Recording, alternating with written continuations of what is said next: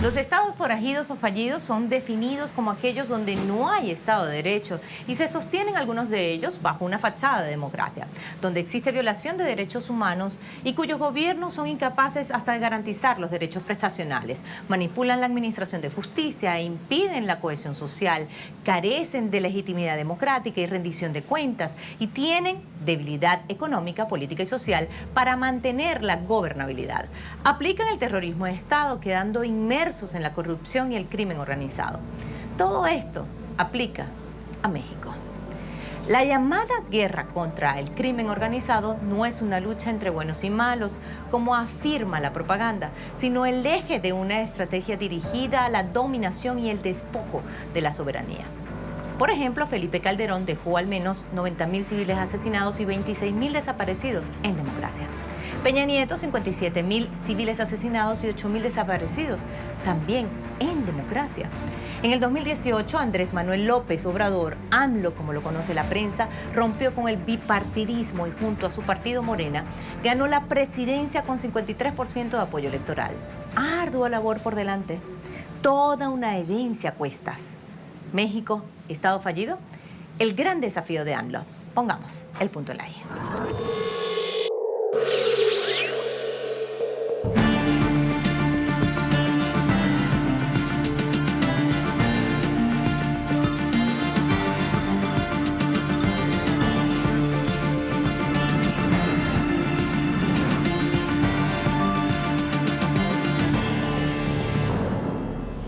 Que no descansaremos hasta ver a México como un México seguro y un México libre de la acción de la criminalidad, en especial del crimen organizado, nos tome el tiempo que nos tenga que tomar. La intención de los policías fue evidente. Nos querían quitar la vida, nos querían asesinar. Nosotros le gritábamos que no teníamos armas, que éramos estudiantes. Apenas uno de los tantos testimonios que pasan por debajo de la mesa sin pena ni gloria tras una masacre, desaparición masiva o secuestro en la sociedad mexicana. Queda claro que en México y particularmente en Guerrero se violan totalmente los derechos humanos. Queremos a nuestros hijos con vida. Esto va a ser como un huracán, se va a llevar por delante a la sociedad y al Estado mexicano. Y vamos a luchar hasta las últimas consecuencias. Si guerra quiere, guerra va a tener. Y que muera el maldito gobierno de Peña Nieto. Se desató la barbarie, el salvajismo, la inhumanidad. Lo que hemos vivido en estos 10 años es una catástrofe completa de los derechos humanos, del ejercicio de las libertades cívicas y democráticas. Los mexicanos sabemos que hoy puede suceder lo que sea en cualquier momento. Vamos a decir las cosas con respeto y claridad. No aceptamos la construcción del muro con nuestra frontera.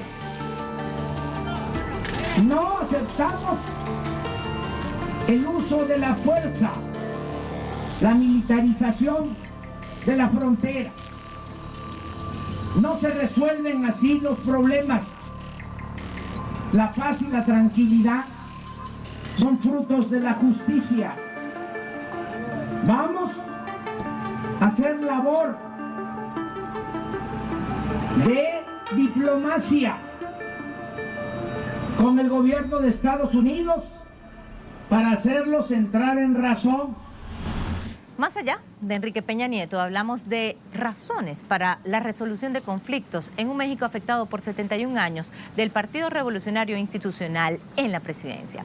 La génesis del PRI era el Partido Nacional Revolucionario, PNR, fundado por Plutarco Elías Calles en 1929 para agrupar diversos políticos nacionales y luchas populares surgidas de la Revolución Mexicana. Pero el PRI terminó limitándose a ofrecer concesiones a los sectores populares. El PRI se erigió como el partido de las excusas. Soy culpable del timón, pero no de la tormenta. Lo dijo José López Portillo ante la debacle financiera durante su gestión en 1978. En adelante, sus gobiernos labraron los cimientos de una institucionalidad deslegitimada. Lázaro Cárdenas, 1934. le cambia el nombre a Partido de la Revolución Mexicana, PRM, pero institucionalizó el movimiento obrero y campesino y con esto inició la anulación de cualquier foco revolucionario. Manuel Ávila Camacho, 1940-1956, lo nombra Partido Revolucionario Institucional, PRI, e inaugura el proceso de industrialización. Con ellos, no solo se institucionalizó la revolución, se anuló. Ávila Camacho hizo que Pemex, las estatales de electricidad, minería y la banca pública apoyaran a la empresa privada, subsidiándola. Los gobiernos de Ávila Camacho, Miguel Valdés, Adolfo Cortines y Adolfo López Mateos se encargaron de contener el sector que aún no controlaban, los estudiantes.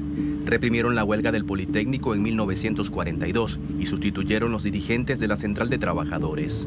Gustavo Díaz Ordaz, 1964-1970, siguió criminalizando la protesta y ejecutó la masacre de estudiantes de Tlatelolco en 1968. Lanza la llamada Guerra Sucia contra toda disidencia.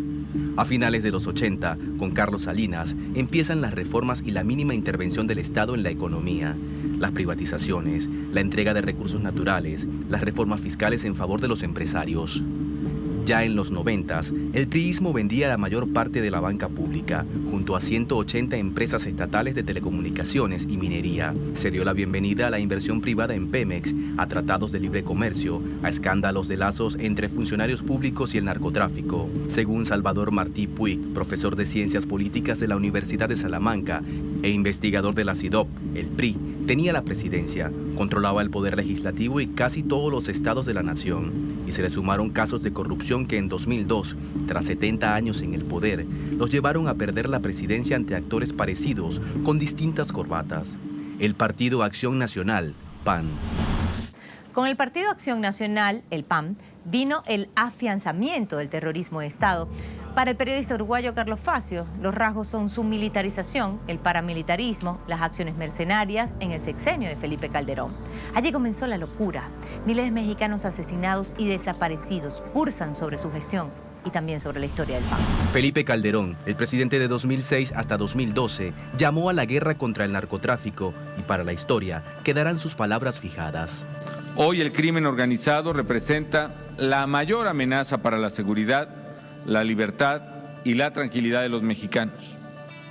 Es un enemigo que no conoce límites, que lastima profundamente a toda la sociedad por igual, que atenta contra la paz, contra nuestra seguridad y contra nuestras instituciones. Por ello, la lucha por la seguridad, la justicia y en contra del crimen debe ser una lucha que esté por encima de partidos y diferencias políticas. Es una lucha de todos, porque es de todos el interés de que no se apodere de nuestra sociedad y de nuestras instituciones intereses tan aviesos. Es una lucha de todos y en particular de quienes tenemos una representación ante los ciudadanos en cualquier nivel de gobierno y en cualquier poder. Pero poco después de entregar la banda presidencial a Peña Nieto, se fue a vivir fuera de México por temor a las olas de violencia que atavian al país. Las Fuerzas Armadas siguieron exterminando enemigos en el marco de un estado de excepción permanente de facto. Según la Oficina de Estadística de Estados Unidos, desde que comenzó a llevar el registro hace 15 años, 2014, reportó las mayores ventas de equipos militar del Pentágono a México. Como dice John Lindsay Poland, autor de la nota de NACLA, para unas Fuerzas Armadas mexicanas presumiblemente orgullosas de su independencia del Ejército de Estados Unidos, tales compras las hacen un cliente dependiente. Se va el PAN y vuelve el PRI. Con el PRI proliferan los escándalos y la impunidad manifiesta en delitos de lesa humanidad. Se habla de un Estado irresponsable que, según analistas comunicacionales, utiliza el posicionamiento mediático de expresiones como crimen organizado y fosas comunes para ocultar una flagrante violación de derechos humanos y también como una estrategia de desgaste, disolución de evidencias y garantía de impunidad. Además, se afianzó la persecución, el asedio y estigmatización clasista de la protesta y la lucha por los derechos, que dejó un testigo demasiado evidente de lo que pareciera ser una política de Estado, con la desaparición de los 43 estudiantes normalistas, con la ayuda del alcalde de la ciudad de Iguala, en el estado de Guerrero. En el caso de la desaparición de los 43 estudiantes de la Normal Rural de Ayotzinapa, no se contempló la cadena de mando en el marco del operativo Guerrero Seguro y se facilitó las fugas del director de Seguridad Pública, Francisco Salgado Valladares, y el alcalde con licencia, José Luis Abarca. 16 de los 22 policías municipales procesados dieron positivo en la prueba de rodizonato de sodio, es decir, dispararon sus armas y podrían ser los autores materiales de los asesinatos. Según consignó Vidulfo Rosales, abogado del Centro de Derechos Humanos de la Montaña Tlachinolán, las autoridades ministeriales no procedieron a practicar un interrogatorio profesional y exhaustivo que diera elementos para localizar con prontitud a los jóvenes detenidos desaparecidos. La intención de los policías fue evidente. Nos querían quitar la vida, nos querían asesinar. Nosotros le gritábamos que no teníamos armas, que por qué nos disparaban, que éramos estudiantes. Todo ocurrió a un año de que 7 soldados y un oficial de la Secretaría de la Defensa Nacional, Sedena, irrumpieran en una bodega de Tlatlaya, Estado de México, donde murieron 22 presuntos secuestradores, de los cuales al menos 11 fueron ejecutados a manos de militares. El proceso penal que se desahoga en un juzgado federal para determinar el grado de responsabilidad penal de los efectivos castrenses sigue estancado. ¿Qué país recibe Andrés Manuel López Obrador luego de 70 años de haber gobernado el PAN y por último el PRI? Un país al borde de la catástrofe. Así, no hay más términos. Nos salvamos del apocalipsis. Estábamos cerca del apocalipsis. Un país totalmente entregado a Estados Unidos. El presidente no era el presidente, Peña era un pobre pelele, el verdadero presidente fue Videgaray. Aquí el problema es el trauma paterno que tuvo Peña con la ausencia de su padre. Estoy dando una teoría político-psicoanalítica. Y Videgaray, que también era huérfano, por su personalidad ocupó la plaza, el lugar del padre de Peña, al quien controló totalmente y lo metió a la agenda neoliberal, tanto de los Rothschild como de Soros y de Jared Kushner. Realmente Videgaray traía una agenda sionista de entrega del petróleo mexicano, lo cual lo hizo con creces. Eso es lo único bueno que hizo, destrozar al país. Yo le llamo el antimidas. Destrozó a México, destrozó el petróleo, destrozó al PRI, destrozó a Peña y al final de cuentas pues se destrozó a sí mismo, porque va a pasar a la ignominia como uno de los peores personajes de la historia de México desde el siglo XIX. ¿Cómo es el Manuel López Obrador que empieza a gobernar México, el hombre de Tabasco? Muchas personalidades Andrés Manuel. Yo la primera, conociéndolo muy bien, es un nacionalista, pero con visión global. Es una persona pragmática. Yo lo ubicaría en la fase del desarrollo estabilizador de México, cuando el país crecía 6%, en esa fase más o menos la pondría. Él es mucho de obra de infraestructura, es antineoliberal, eso es muy claro, está en contra de la especulación y sobre todo tenemos una de las tasas de pobreza más altas del mundo, de acuerdo a la medición del índice Gini. Eso es lo que él va a tratar de paliar.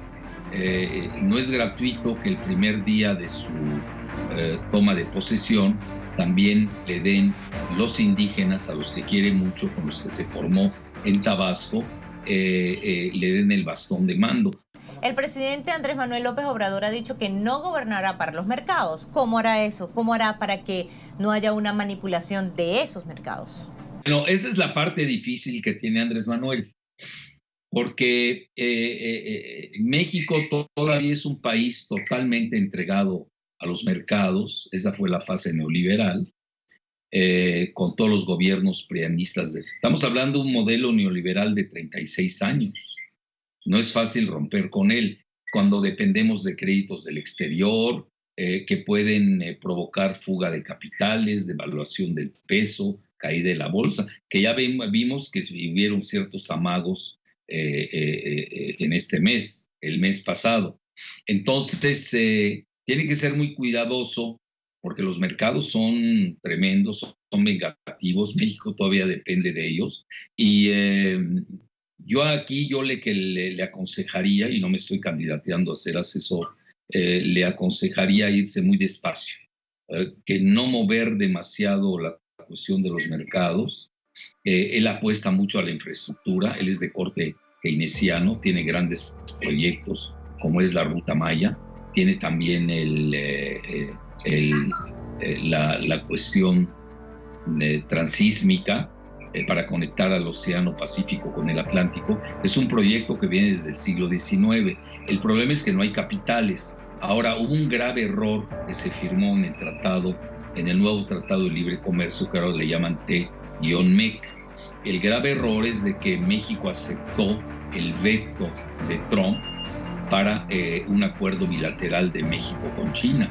Entonces, aquí la pregunta es ¿de dónde van a venir los capitales? Yo tengo una solución, y ya lo dije en su mismo estado, en Tabasco, pero no la puedo decir al aire. Existe solución, ya lo hizo un país en el mundo con mucho éxito, pero hay que tener mucha creatividad. Mi sugerencia es no pelearnos con los mercados. México se entregó demasiado, no es fácil desentregarse, y ahorita no hay que tocarle la cola al tigre. Además, el tigre estadounidense está herido de muerte, lo estamos viendo, ya no es la primera superpotencia bipolar. Hoy tiene a dos grandes competidores que son China y Rusia, ellos mismos lo aceptan, y con China no ha podido, porque negociar con China no es estar negociando con un país bananero, y tratar con Rusia, pues hoy Rusia ya es la primera potencia militar del mundo, con toda su panoplia de ensueño de misiles supersónicos, subsónicos e hipersónicos. Nada más con el Vanguard de Putin tiene para divertirse. Entonces, ya Estados Unidos no es la misma, no puede dictar lo mismo a nivel global. La mala noticia es de que estamos cayendo en América Latina en un neomonroísmo militarizado, mezclado de pinochetismo neoliberal. Y hoy la gente de Trump no le está apostando a Andrés Manuel, le está apostando a Bolsonaro, a ese modelo. E incluso lo estamos viendo en los medios, ya empiezan a colisionar la figura de Andrés Manuel con Bolsonaro. Incluso han habido fuga de capitales de México que se están yendo a Brasil. En este periodo de transición ha hecho varias consultas para aprobar o no algunos proyectos que incluso impulsó en su campaña electoral, pero desde ya le están diciendo populista y dictador. Bueno, en realidad yo creo que los que están usando el término de dictadura no saben ni qué es democracia ni qué es dictadura, y hablan por hablar. Yo creo que no hay que hacer caso a ese tipo de críticas. Nosotros tenemos que hacer caso a críticas cartesianas, racionales, democráticas. Yo creo que hay aspectos que Andrés Manuel va a operar y que son criticables, pero incluso él las aceptaría. Pero eso de decir que cómo va a ser dictador el personaje que recibió el mayor número de votos en la historia moderna de México, 30 millones de votos, ganó con 53%, la diferencia entre él y el segundo es de 20%, por favor, y con el tercero era el 30%, eso fue un tsunami democrático. Entonces es absurdo estar tocando esos temas, porque si no habría que definir qué es dictador y qué es democracia, ¿no? Ya vamos a caer ahí en juegos bizantinos baratos. Aquí la realidad, eso sí es cierto, lo que tenemos que ver, el problema que tiene Andrés Manuel, al haber arrasado las elecciones, teniendo mayoría en el Senado y en la Cámara de Diputados, es que no hay una oposición. La oposición en México desapareció. Entonces tenemos que crear una oposición que sirva de contrapeso, que sea cartesiana, responsable y seria, pero no estas oposiciones ahí de baratas que muchas veces dependen de agendas del exterior. ¿Cómo usted le pone el punto en la I a México de Andrés Manuel López Obrador? Bueno, el punto en la I es de doble filo. o se encamina a su cuarta transformación que él le llama, o, lo digo con mucha responsabilidad, existen muchas fuerzas exógenas y endógenas que apuestan a la balcanización de México. Yo creo que estamos en una de las fases transitorias más importantes de la historia de México. Muchísimas gracias por estar con nosotros. Encantado, un placer. Andrés Manuel López Obrador no solamente tendrá que lidiar con el narcotráfico, la corrupción y la impunidad, entre otros males que heredó de sus antecesores, sino con la gran expectativa que generó su movimiento, considerado el fenómeno político electoral más importante de los últimos tiempos, por su legitimidad en las urnas. Morena cuenta además con la mayoría en ambas cámaras del Congreso, limitando la fuerza de la oposición casi que a nivel de observadores, como lo dijo el politólogo catedrático René Sánchez Juárez. Comienza el tiempo de AMLO. Tiene 6 años para materializar la cuarta transformación como lo prometió en campaña, para que la ruptura del bipartidismo y el rescate de los principios del respeto a la soberanía y autodeterminación de los pueblos, del derecho a la vida, de la justicia y la inclusión social, trascienda y deje huellas. Pusimos el punto en la I.